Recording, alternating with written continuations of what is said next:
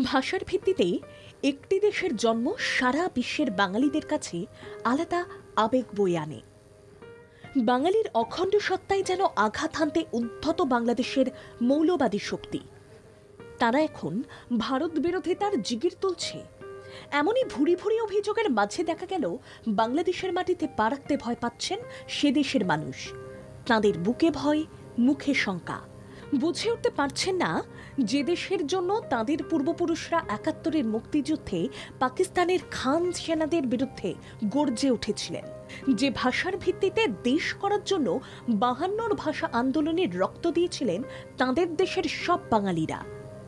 সালাম, রফিক, বরকত, জব্বরদের জীবনের বিনিময়ে যে দেশ দুনিয়ার কাছে ভাষাভিত্তিক গর্বের রাষ্ট্র হয়ে ওঠে, সেই দেশে কি এমন এলো তারা সীমান্ত বেরোতে গেলেই হামলার আতঙ্কে আতঙ্কিত? কেন এভাবে বাংলাদেশকে অশান্তির কিনারায় দাঁড় করিয়ে দেওয়া হচ্ছে? হতবাক এপারের বাঙালি সমাজ। বাংলাদেশে ফের অস্থির পরিস্থিতিতে পেট্রোপোল বন্দরে বাংলাদেশিদের লম্বা লাইন। মেডিকেল ভিসায় যারা চিকিৎসা করাতে বাংলাদেশ থেকে ভারতে এসেছিলেন তারা দেশে ফিরছেন।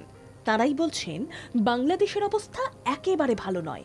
হিন্দুদের উপরে হামলা হচ্ছে জামাত বিএনপির বিরোধীদের উপর।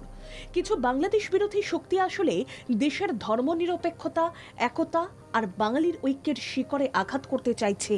এই উপলব্ধি নিয়েই স্বদেশ স্বজাতির মানুষের কোলে ফিরতে মরিয়া ওরা। কুঁড়ে কুঁড়ে খাচ্ছে মানবতার বিরোধী ধর্মান্ধদের ধর্মস্থানে হানা বা ধর্মপ্রাণ মানুষের মাথায় আঘাত হানার নিন্দনীয় কাজ। যিনি বর্তমানে বাংলাদেশের অন্তর্বর্তী সরকারের মাথায়, সেই মোহাম্মদ ইউনূস এখন দিশেহারা। অর্থনীতির জগতে কাজ করা এই মানুষটি শান্তি নোবেল পুরস্কার পেয়েছেন। এখন তিনি শান্তি বজায় রাখতে পারছেন না পদ্মাপাড়ের এই শান্ত অতিথিপরায়ণ দেশটির। বাঙালি সমাজ তাই ইউনূসের সরকারের অব্যবস্থা ও শান্তি রক্ষায় ব্যর্থতার জন্য ধিক্কার জানাচ্ছে।